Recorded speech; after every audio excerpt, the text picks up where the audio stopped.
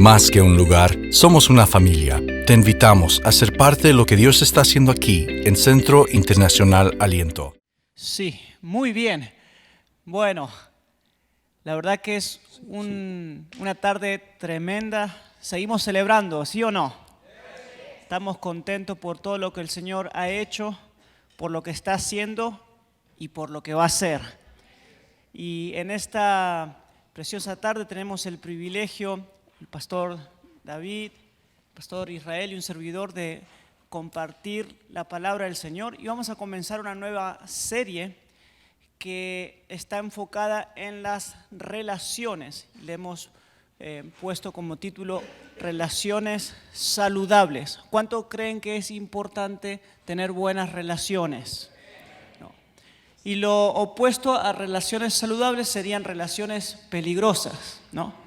Y no estoy hablando de la serie en Univisión, la telenovela que pasa por ahí. Nadie sabe de eso, nadie lo ha visto. Nadie.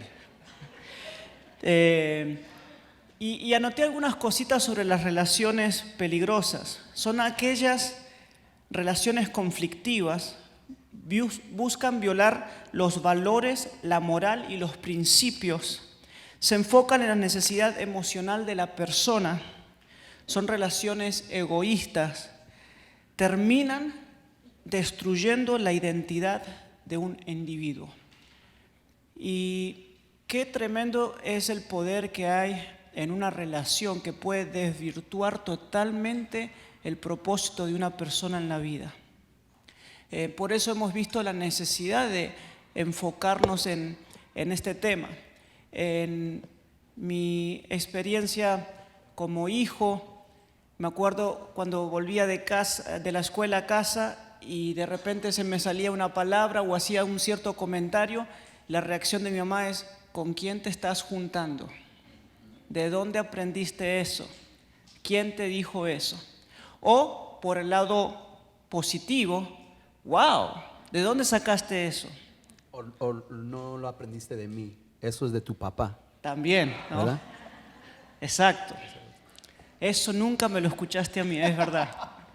Y es tremendo la necesidad de preocuparnos, o de ocuparnos, mejor dicho, de las relaciones en las cuales nos estamos rodeando, con las personas con las cuales nos estamos relacionando, porque pueden afectar tremendamente tanto para el lado positivo como para el lado negativo. Fíjense lo que dice la palabra del Señor en Marcos capítulo 12, 30 y 31. Ustedes lo conocen muy bien, son los dos primeros mandamientos. No sé si lo tenemos en las pantallas. El primer mandamiento, ¿cuál es? Amar al Señor.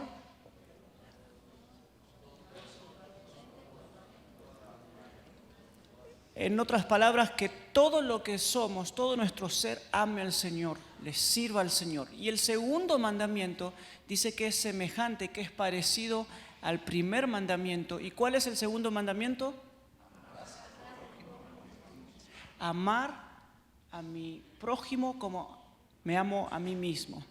Y esta es una de las, para mí, de las grandes verdades que van a hacer que mis relaciones sean diferentes con las personas. Cómo amo a Dios y cómo amo a los demás. Cómo me amo a mí mismo y la manera como me trato a mí es como voy a estar tratando a los demás. ¿Es verdad? Entonces, fíjense, tres problemas que nos impiden amar plenamente como Dios manda. El primero es que todos somos imperfectos. No hay relaciones perfectas porque no hay personas perfectas. ¿Estamos de acuerdo con eso? El segundo es que el pecado nos desconecta. Adán y Eva tuvieron la primera relación rota y se desconectaron a sí mismos el uno del otro de Dios. Desde entonces nos hemos estado excusando a sí mismos y acusando a la gente que amamos. Y el tercero, entre más desconectados estemos, más temerosos nos volvemos. Anhelamos la intimidad, pero tenemos la vulnerabilidad. Ansiamos aceptación, pero tenemos el rechazo. Entonces es muy importante en esta serie que tengamos esto presente. La vida se construye de decisiones, acciones que tomamos, pero hay un factor bien importante y es que somos el producto de las relaciones con las cuales nos estamos rodeando, nos estamos dejando influenciar. Si tienes un buen maestro, vas a aprender buenas lecciones de vida, buenas lecciones de la materia que estés estudiando. Si tienes buenos ejemplos de padres o tutores o personas con las que te han criado, ayuda a formar el carácter. Somos el resultado de las relaciones. Así que, Pastor Israel, le quiero hacer unas preguntas el día de hoy. Dígame, Pastor Gabriel. Dígame, licenciado. Estamos muy serios, ¿no? Estamos muy serios. La idea de esto es que sea un poquito más distendido, así que mira a la persona que está al lado tuyo, dale una sonrisa, por favor.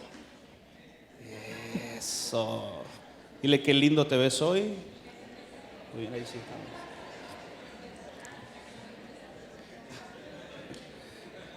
Comandar y te ves muy lindo hoy, ¿eh?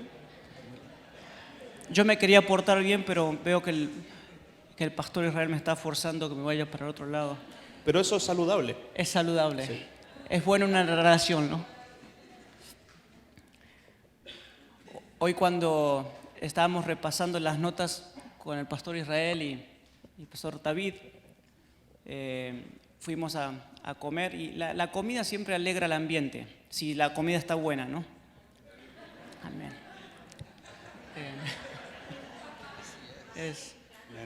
Exactamente. Y cuando terminamos nuestra charla, pasamos a buscar a Anet, a la pastora Anet, y dice, ¿cómo les fue con el mensaje? Y la respuesta a los tres, del mensaje no sabemos, pero comimos muy bien. Así que estamos bendecidos, pero esperamos que de la bendición que hemos recibido puedan ustedes ser bendecidos. En sí, vamos a la primera pregunta. Adelante. El punto que vamos a estar tocando con el pastor Israel son amistades saludables. Y yo quiero preguntarte, ¿qué tan importantes son los buenos consejos en una amistad? Primero, ¿cuántos tienen amigos aquí? Levante su mano. Pero ¿cuántos tienen buenos amigos aquí? Algunos nos levantaron la mano ahí. Pero bueno, para contestar esta pregunta, Gabriel, me gustaría que leamos Proverbios 27 en el versículo 9. Vamos a leer la Nueva Traducción Viviente y dice: el perfume y el incienso alegran el corazón, y el dulce consejo de un amigo es mejor que la confianza propia. Me gusta mucho como lo dice la traducción del lenguaje actual. Dice: la dulzura de la amistad nos devuelve la vida. La NBI dice: la dulzura de la amistad nos da ánimo. Entonces creo que para tener una amistad saludable, primero que todo necesitamos escuchar el consejo y necesitamos dar el consejo sabio. ¿Cuántos creen que los amigos no están simplemente para que te golpeen la espalda, para que te digan todo bien? Si tienes amigos que te dicen a todo que sí, aléjate de esa gente, porque no te está haciendo bien. En algún momento no van a estar de acuerdo, en algún momento te van a tener que decir algo, y necesitamos escuchar el consejo sabio de un amigo. La Biblia lo dice, es mejor que nuestra propia confianza, nos devuelve la vida. Cuando un amigo está en el suelo y viene un consejo sabio de nuestra parte, literalmente el ánimo se le despierta, la vida se le despierta. Literalmente creo que con un consejo sabio que venga de parte del Señor podemos sacar a alguien de la depresión, podemos sacar a alguien de la circunstancia en la que se encuentra. Entonces, primero que todo, para tener amistades saludables, el consejo es súper importante. Yo no sé si ustedes están de acuerdo conmigo, pero nos encanta dar consejos. ¿A cuánto les gusta dar consejos? Nos encanta dar consejos, aún ni de lo que no sabemos nos encanta dar consejos. Pero si nos volvemos unos expertos en dar consejos y nunca queremos recibir consejos, nos volvemos en unos opinólogos. Y voy a hacer un paréntesis aquí. El Facebook está lleno de opinólogos. Por favor, cuando usted esté enojado, no lo escriba en el Facebook. Cuando tenga algo que decir, aunque sea, mándese un mensaje a usted mismo para que le llegue, para que se sienta que lo escribió. Pero no seamos simplemente buenos opinólogos. Una opinión te la puede dar cualquiera, pero un consejo solamente te lo puede dar alguien que te ama. Así que el consejo es muy importante en la relación. Tremendo. Una pregunta más. Tremendo. El segundo punto es cómo resolver los conflictos. Entonces, en una amistad, a veces hay discordia, a veces hay diferencia.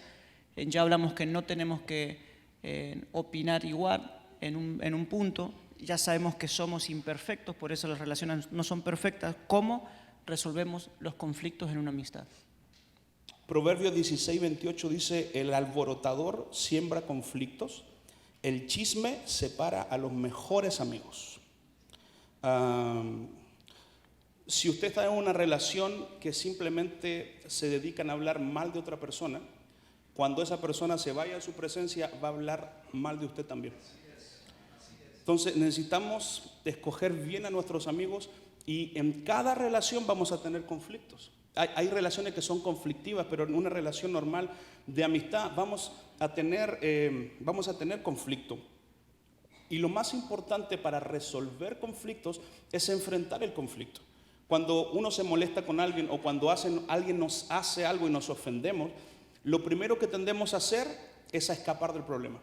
Lo primero que tenemos que hacer es sacarlo de Facebook, bloquearlo de WhatsApp, bloquearlo de Instagram, no tener contacto con esa persona. Pero el conflicto va a seguir ahí.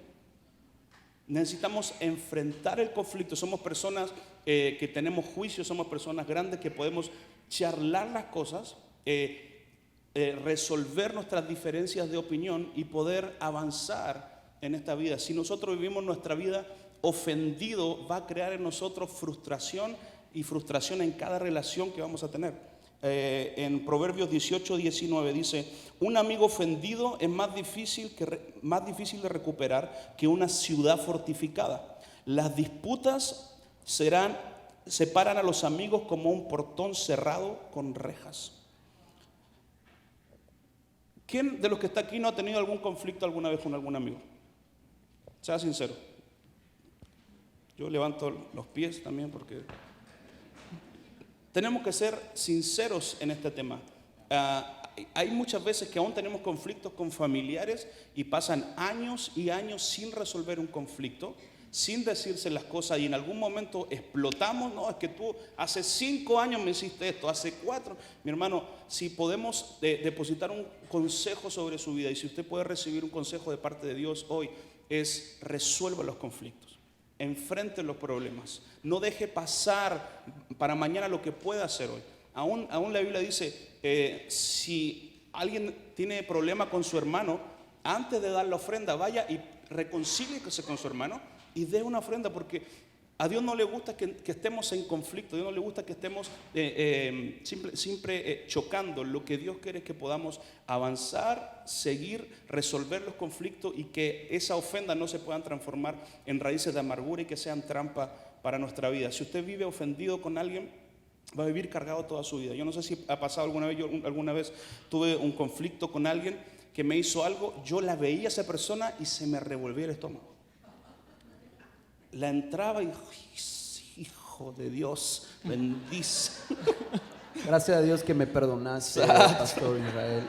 Sí, ya eso fue, no quería decir tu nombre, pero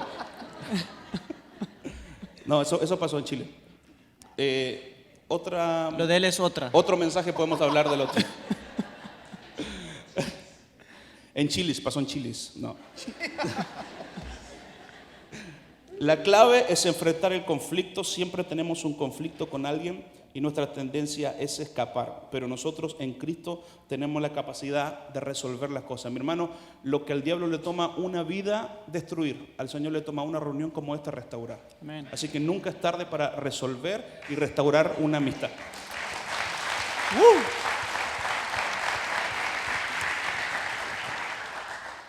El salmista David en una ocasión dijo: mientras callé, mis huesos envejecían.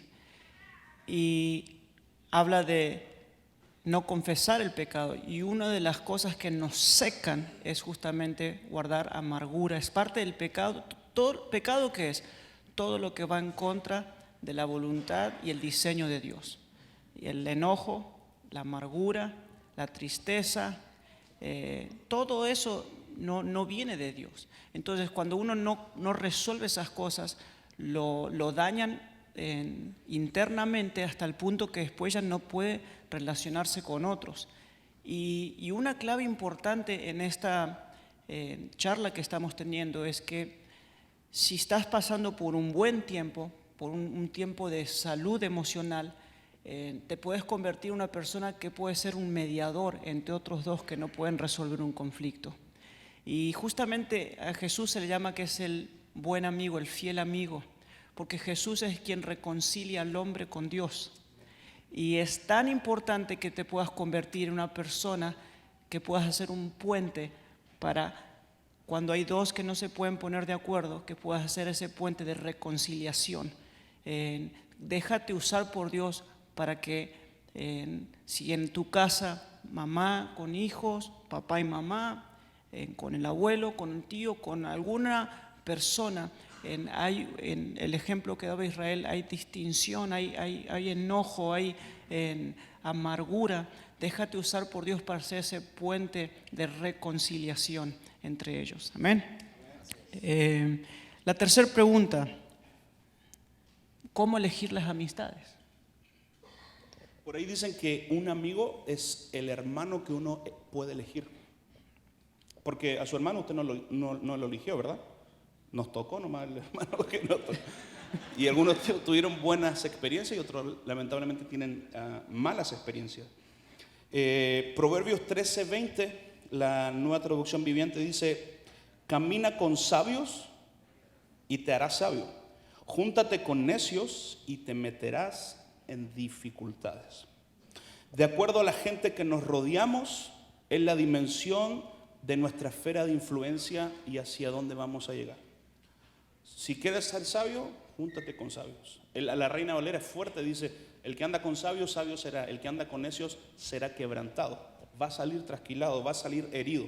Entonces, el poder de la asociación es muy importante en la amistad. Yo no puedo elegir una amistad simplemente por afinidad. Claro que sí, necesito tener amigos que me ría con ellos, que llore con ellos, que tengamos buen feeling, ¿verdad?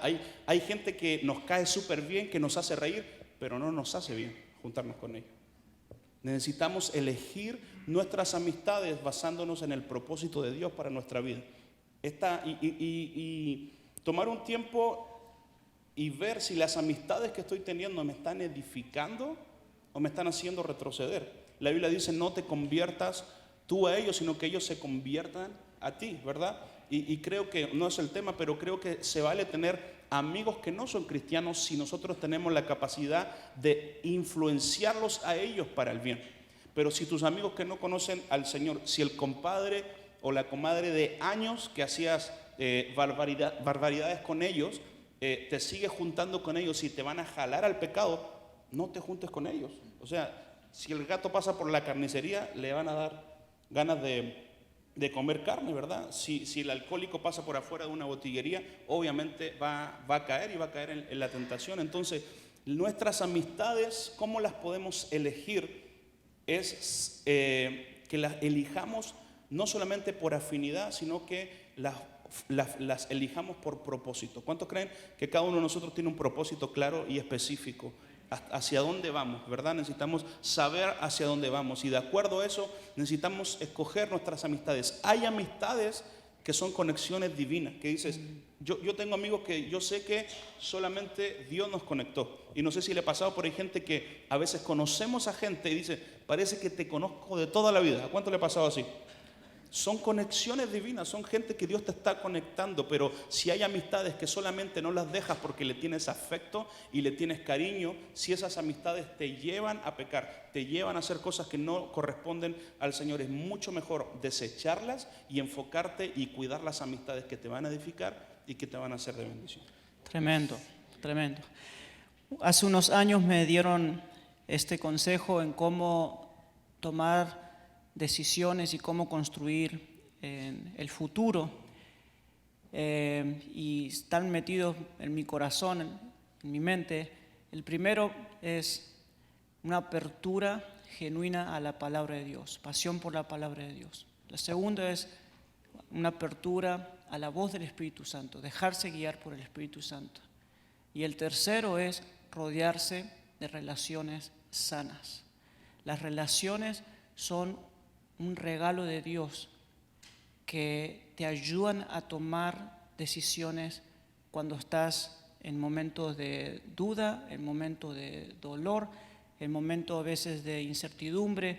Hay personas sabias que Dios las pone alrededor tuyo, que te ayudan y que son parte de ese elemento junto a la palabra de Dios, junto al Espíritu Santo para tomar buenas decisiones. Y qué importante es, Pastor Israel y David, es tomar la decisión de escoger buenas relaciones, ¿no? Así. Para terminar, algo muy importante, quizás hay gente aquí que ha tenido muy malas experiencias en el pasado con amistades. No permitas que tus malas experiencias determinen tus futuras experiencias. No permitas que lo que alguien te hizo o te ofendió determine cómo te desenvuelves con la demás gente, porque hay muchas veces que simplemente nos cerramos y no queremos abrir el corazón a nadie más. Pero la Biblia dice que necesitamos olvidar el pasado y extendernos a lo que está por delante, y creemos que el Señor en este lugar no solamente venimos aquí a escuchar una palabra, sino que venimos a rodearnos de amigos y de amistades que nos edifiquen, a conectarnos con la gente correcta para alcanzar nuestro propósito. Así que no importa cuál fue tu mala experiencia, hoy el Señor te puede sanar y puedes comenzar a tener excelentes amistades y excelentes amigos. Amén. Pastor David, la relación entre los padres e hijos es un desafío. Y la primera pregunta es justamente en tu experiencia como padre y también como hijo, ¿cuáles piensas que han sido o son uno de los desafíos más grandes que puede haber en esa relación? Sí. Creo que es la cuestión de la honra. La honra es algo que lamentablemente en esta época y en nuestra sociedad no es algo que valoramos. No sabemos cómo honrar. O sea, fuera de la relación entre padre e hijos es simplemente honrar a las personas. De hecho, la honra es valorar, es apreciar, es demostrar amor. Y es algo que lamentablemente hemos perdido en los últimos años. Y como ustedes saben, podemos ver aún en las noticias la falta de la honra, aún nosotros,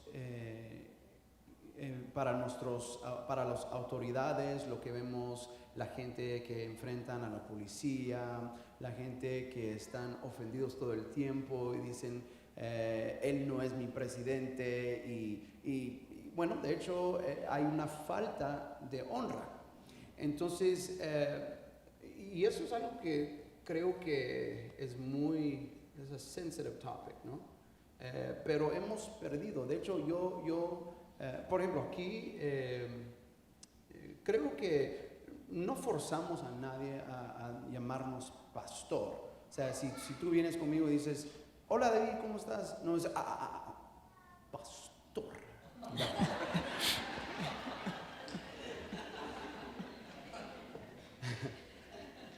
Pero la mayoría lo hacen, porque en esta iglesia a cada uno de ustedes les gusta honrarnos llamándonos pastor David, pastor Israel, etc. Pero yo he estado en iglesias donde o sea, cada persona, aún los pastores le dicen, hey Bob, hey Will, hey whoever, y no hay, yo creo, se pierde algo ahí. Se pierde, o sea, de cierta manera, y vuelvo a insistir, no es algo que forzosamente estamos diciendo, no, usted nos tiene que decir pastor, pero sin embargo hay algo ahí en cuestión de la honra y estamos viviendo en una temporada donde there's real low honor. O sea, no honramos a las personas como debemos. Por ejemplo, antes me acuerdo cuando yo estaba niño, cuando había una policía, siempre cuando estaba con mi papá o con mis tíos, ellos saludaban a la policía y decían muchas gracias por todo lo que ustedes hacen. Y ya casi no se ve eso. De hecho, bueno, como dije, aún las autoridades, los gobernantes, gente que va en Facebook y ponen sus opiniones, nada contra las opiniones, obviamente, pero nos falta honra y lo estamos viendo en las relaciones entre padres e hijos, donde ya no existe ni siquiera la honra. Shut up, mom. ¿Yeah? Tú no me vas a decir nada. Y yo soy un adulto, tiene 13 años. Yo creo que, a ver, ¿cuántos de ustedes, esta va a ser una pregunta muy profunda, ¿cuántos de ustedes eran hijos en algún tiempo o son hijos? Profunda la verdad. Sí, algunos, ¿no? Pero yo digo que yo hubiera sido un mejor hijo si primero hubiera sido un padre. Pero lamentablemente no funcionó así. Yo empecé siendo hijo. Entonces yo no entendí la honra cuando tenía mis 12 años. Porque cuando tenía 12 años pensé, lo sé todo. Yo sé más que mi papá y no le ha caído el 20 a mi papá ni a mi mamá y yo sé más que ellos. Ay, qué viejitos ellos. ¿Quién no sabe que ha cambiado el asunto? Ya tenemos tecnología. Bueno, entonces no entendía la cuestión de la honra. Y eso es algo muy desafiante porque ahora de adulto y de padre lo entiendo mucho más, pero ya mis hijos no lo entienden tanto. ¿Me explico? O sea, yo lo entiendo perfectamente, hay que honrar, porque yo tengo la posición, hay que honrarme a mí, pero ellos no lo entienden. Entonces, el desafío es la honra, y podemos verlo también en la palabra de Dios. Si pueden ir conmigo en Efesios 6, el versículo 1 dice, Efesios 6, versículo 1 dice, hijos, obedezcan a sus padres porque ustedes pertenecen al Señor, pues esto es lo correcto. Honra a tu padre y a tu madre. Y honra, les recuerdo, es valorar, apreciar y demostrar amor. Entonces, valora, aprecia y demuestra amor a tu padre y a tu madre. Ese es el primer mandamiento que contiene una promesa. Si honras a tu padre y a tu madre, te irá bien y tendrás una larga vida en la tierra. Hay una promesa. Y de hecho lo vemos en todas las relaciones. Si honramos, por ejemplo, si honramos a las autoridades, hay más respeto si los honramos. Pero si estamos como enojados y agresivos, obviamente no va a haber mucho respeto ahí. Entonces empieza con la honra. Y también lo podemos ver aún en la iglesia. Si honramos a nuestros líderes, si honramos a nuestros pastores, nos irá muy bien. Por ejemplo, hay una diferencia cuando tú no estás honrando a tu pastor o no estás honrando a tus líderes. Lo sientes cuando estás afuera y estás ministrando a las personas. Y sientes una diferencia cuando estás honrando a tus pastores, estás honrando a tus líderes, estás honrando a tu iglesia. Cuando sales a predicar a las personas que están a tu alrededor, tiene mucho más impacto. Y como que aún el Espíritu te apoya más. Yo siempre cuento la historia de que una vez yo estaba platicando o compartiendo o evangelizando más bien a una persona que no conocía de Dios. Y yo, la verdad, no puedo decirles exactamente lo que le estaba diciendo. Le dije un montón. Empecé en Génesis y luego brinqué a a Salmos y luego terminé en Mateo. Y bueno, terminé en Apocalipsis, creo toda la Biblia le di. Y nada de lo que estaba diciendo tenía sentido. O sea, y no, pues, y el serpiente, y la cruz, y bueno, habían 4 bestias, y bueno, nada. Yo noté que estaba mal, entonces yo empecé a mirar al piso y dije, Señor, ayúdame, ¿qué está pasando aquí? Cuando de repente levanto mi rostro y veo que la persona está llorando. Digo, ¿qué? A lo mejor, no sé, ¿qué le dije? ¿Lo ofendí? Yo necesitaba escuchar eso.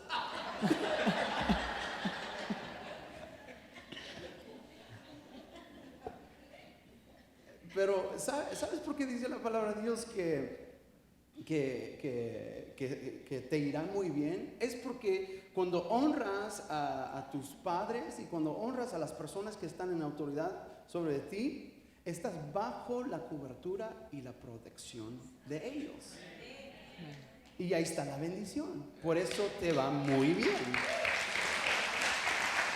Excelente. Todos sabemos que lo que sembramos, cosechamos. Pero en el lado latino no sé por qué esto a veces lo tomamos como amenaza. Lo que sembras vas a cosechar, o lo que cosechas vas a sembrar. Y no es así, sino tienen que verlo como una ley importantísima de bendición. Si yo quiero cosechar, que me honren, ¿qué es lo que tengo que hacer? Si yo quiero cosechar que mis hijos me obedezcan, ¿qué es lo que tengo que hacer? Obedecer. Entonces no es una ley de amenaza, sino es una ley que funciona, y como funciona me conviene aplicarla para sacarle provecho. Y ese es otro de los desafíos entre padre e hijos, la cuestión de la obediencia.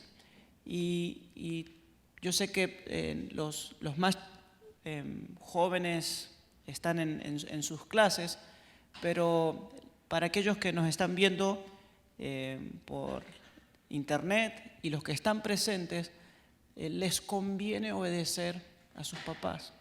No hace falta que entiendas, no hace falta entender todas las cosas. Ahora, por el otro lado, sí les pido a los papás que sean un poquitito más expresivos y comuniquen mejor, y que no hagan la famosa porque sí, porque soy tu papá y listo, y no se habla.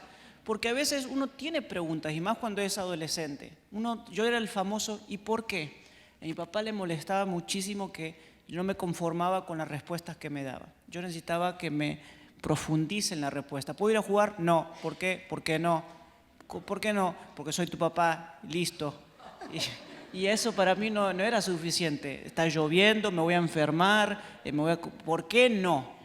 Y le voy a ser sincero, no estoy diciendo que es la mejor escuela, pero me ligué un par de bifes, porque cuestionaba mucho, preguntaba mucho. Bifes. ¿No? ¿No se entendió? Un bife. Una cachetada.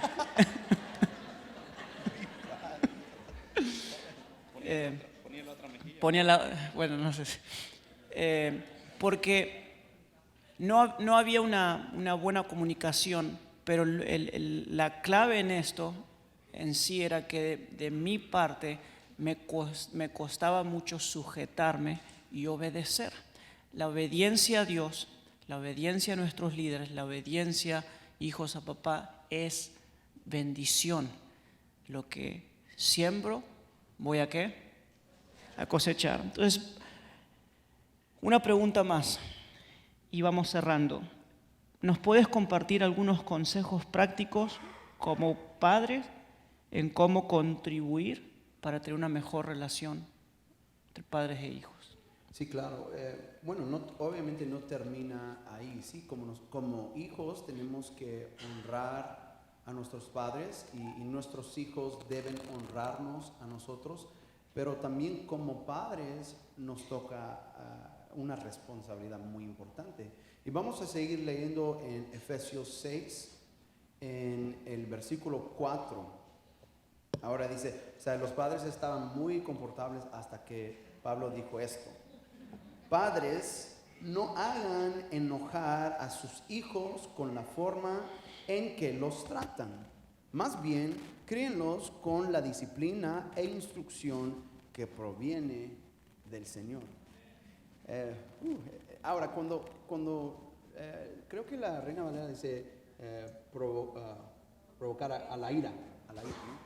Pero aquí cuando dice no hagan enojar, no está hablando, por ejemplo, a mí me gusta, mi hijo Davidito, a mí me gusta cuando él está caminando, jugar con él y bromear con él, y a veces lo levanto así y lo tiro en la cama como jugando con él, y llega un punto cuando él empieza a llorar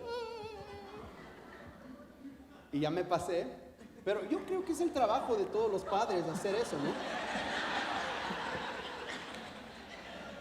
A ver, ¿cuántos de ustedes padres les gusta jugar con sus hijos así? O sea, a veces, es nuestra responsabilidad, ¿no? En vez de cuando hacerlos llorar, tú sabes. ¿Y qué dice la esposa? ¿Verdad? ¿Qué estás haciendo? No hagas llorar. Y pues no, estoy jugando con él. Bueno, ¿verdad? ¿No? Creo que el pastor Gabriel, tú estás de acuerdo conmigo. Todavía no puedo, me entendí. Ahora con Gabriel. Bueno, es parte de nuestro trabajo. Pero no está hablando de eso, o sea, hacerlos enojar así, no. Eso es bueno y lo recomiendo. Pero está hablando, cuando la Biblia habla de la ira, está hablando de algo mucho más profundo que simplemente eso. Entonces, dice Pablo, no los provocan a la ira. Entonces, hay cosas que nosotros podemos hacer como padres que va a provocar ese enojo, esa amargura en nuestros hijos. Por ejemplo, si nosotros tenemos doble estándar, por ejemplo, haz lo que te digo y no lo que hago. Haz lo que te digo y no lo que hago. Eso es tener un doble estándar. En otras palabras, hay reglas para ellos. O sea, tú me vas a respetar, pero luego tú no respetas a los demás. O tú no respetas, por ejemplo, a tu jefe. ¿Me explico? O sea, hay doble estándar. Entonces estamos diciendo, tú tienes que hacer lo que te estoy diciendo, pero no imite mi conducta. Entonces cuando el niño ve que hay doble estándar, eso puede crear amargura, enojo en el hijo, en la hija, porque están viendo, hay reglas diferentes. O sea, lo que tú pides de mí es algo que ni siquiera tú estás haciendo. Otra cosa es cuando deseamos hijos buenos, versus hijos santos. ¿Cuál es la diferencia? Bueno, un hijo bueno tiene el comportamiento bueno, que, o sea, estamos hablando de comportamiento bueno comparado a los estándares de la sociedad. O sea, se porta bien. Eso es lo que deseamos de nuestros hijos. Pero hay una diferencia en desear un hijo con un comportamiento bueno y un hijo que busca la santidad. ¿Por qué? Porque el comportamiento bueno nunca puede o nunca va a producir la santidad. Pero la santidad siempre va a producir comportamiento bueno. Entonces, cuando enfocamos más en comportamiento bueno, estamos poniendo un estándar que es demasiado imposible, es imposible de alcanzar para nuestros hijos. Pero si decimos, no, tú tienes que buscar a Dios, tú tienes que buscar la santidad y ponemos el enfoque en eso, va a producir comportamiento bueno. Entonces, a veces lo tenemos al revés y teniéndolo al revés puede producir ira y enojo en el niño. Y por último es cuando avergonzamos a nuestros hijos. Y esto es muy importante. Miren, cada uno de nosotros debemos disciplinar a nuestros hijos. ¿Amén? Debemos, a veces cuando llamarles la atención, y es bíblico. Dice la palabra de Dios, el que no... ¿cómo lo dicen lo estoy pensando en inglés? Spare the rod. ¿Cómo es eso en español? Spare the rod, hate the child. Sí, bueno, el no disciplinarlos con la vara, lo hemos cambiado a través de los años.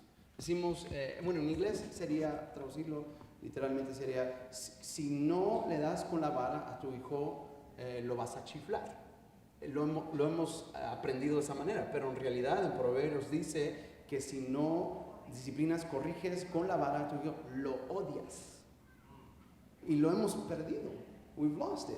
Entonces cada uno de nosotros es nuestro llamado como padre de disciplinar a nuestros hijos. Ahora, aquí es donde tenemos que cambiar el asunto, porque a veces nosotros disciplinamos y llamamos la atención en frente de otros. Y eso crea vergüenza en el hijo. Eso crea, ¿sabe? No sé si has notado, y no tienes que levantar la mano, pero si en alguna vez has disciplinado a tus hijos en frente de personas, vas a notar que la primera cosa que ellos hacen es ven a las personas que están ahí. Si tú disciplinas a tu hijo en frente de personas, ellos lo primero que van a hacer es van a ver alrededor para ver quién me está viendo. Porque es una vergüenza ser corregido en frente de otros.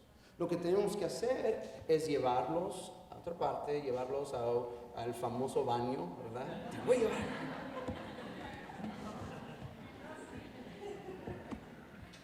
Pero sí, yo tenía muchos amigos que sus padres los corregían en frente de todos y el hijo quedaba avergonzado. Y eso puede provocar enojo e ira en el niño porque lo estás haciendo enfrente de los demás. Entonces, avergonzar a nuestros hijos puede crear eso.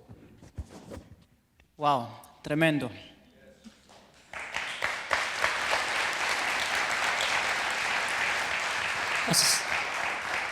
¿Tienes un comentario para cerrar?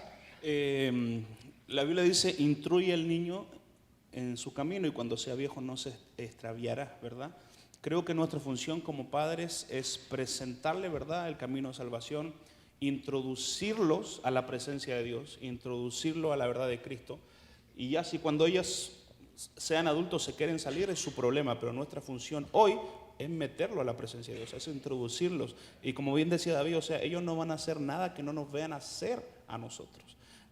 Con Isabela y Toti hace un excelente trabajo cuando se desespera, le dice Isabela que hay que tener, de chiquitita lo aprendió, y Toti le dice que hay que tener, y dice paciencia y dominio propio. Entonces, cuando era chiquitita lo decía súper bien, pero ahora que está más grande, Isabela que hay que tener paciencia y dominio propio. Refunfunea, pero lo sigue diciendo. Ya al decirlo, inmediatamente su actitud y su conducta va a cambiar. Hay otra cosa que me sirve mucho con ella, que yo le digo, mira, Jesús dijo, si me aman, van a guardar mis mandamientos. Yo no me obedezca porque me tiene que obedecer. Y le digo, ¿tú me amas? Sí, te amo. Entonces me tiene que obedecer. No hay otra opción. Así lo dijo Jesús. Y creo que eso nos sirve mucho porque a mí de chiquitito me enseñaron así como a ti, que teníamos que obedecer porque había que obedecer, nada más. Pero Jesús dijo, si me aman, me van a obedecer.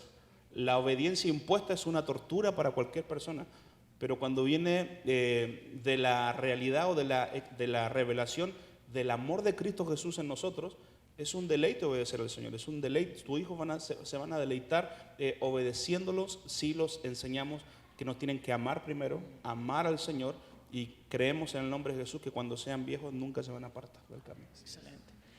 En este último punto entre la relación y padres de hijos, la fe viene por el oír y el oír por la palabra de Dios.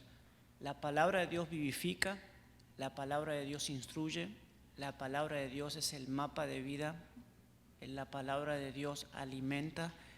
Entonces, le animo que como padres, que llenen sus vidas, que llenemos nuestras vidas de la palabra del Señor. Dejemos a un lado los dichos populares. Cuando era chico usaba mucho mi abuela, cuidado, no te portes mal porque va a venir el viejo de la bolsa y te va a llevar. Entonces, el temor no está... no sé cómo decían en México, la Llorona, o, ¿no? Bueno, el cucuy y todo ese tipo de cosas, ¿no? Y entonces uno le tiene más respeto y miedo a los principios de la calle, a esos dichos, que a la palabra de Dios. Y por eso me encantó Israel, Pastor Israel, que desde pequeño en la vida de Isabela lo instruyan con la palabra. No es temor al hombre, no es temor al castigo, es temor a la obediencia a la palabra del Señor. Entonces, porque hay un temor que es peligrosísimo. Y que uno hace que en la vida no pueda avanzar, pero el temor a la palabra de Dios es el deseo de hacer las cosas bien, y es muy diferente. Y déjenme terminar con esto. En 2 Corintios capítulo 5, en el versículo 11, dice: dado que entendemos nuestra temible responsabilidad ante el Señor, trabajamos con esmero para persuadir a otros. Dios sabe que somos sinceros y espero que ustedes también lo sepan. ¿Estamos de nuevo recomendándonos a ustedes? No, estamos dándole un motivo para que estén orgullosos de nosotros, para que puedan responder a los que se jactan de tener ministerios espectaculares en vez de tener un corazón sincero. Si parecemos estar locos es para darle gloria a Dios, y si estamos en nuestro sano juicio es para beneficio de ustedes. Sea de una forma u otra, el amor de Cristo nos controla. Digan esto conmigo: el amor de Cristo nos controla. Ya que creemos que Cristo murió por todos y también creemos que todos hemos muerto a nuestra vida antigua, Él murió por todos para que los que reciben la nueva vida de Cristo ya no vivan más para sí mismos, más bien vivirán para Cristo, quien murió y resucitó por ellos. Así que hemos dejado de evaluar a otros desde el punto de vista humano. En un tiempo pensábamos de Cristo solo desde un punto de vista humano. ¿Qué tan diferente lo conocemos ahora? Esto significa que todo el que pertenece a Cristo se ha convertido en una persona nueva. La vida antigua ha pasado, una nueva vida ha comenzado. Y todo esto es un regalo de Dios, quien nos trajo de vuelta a sí mismo por medio de Cristo. Y Dios nos ha dado la tarea de reconciliar a la gente con Él. Qué tremendo. Así que yo quiero invitarle en esta noche que se ponga de pie.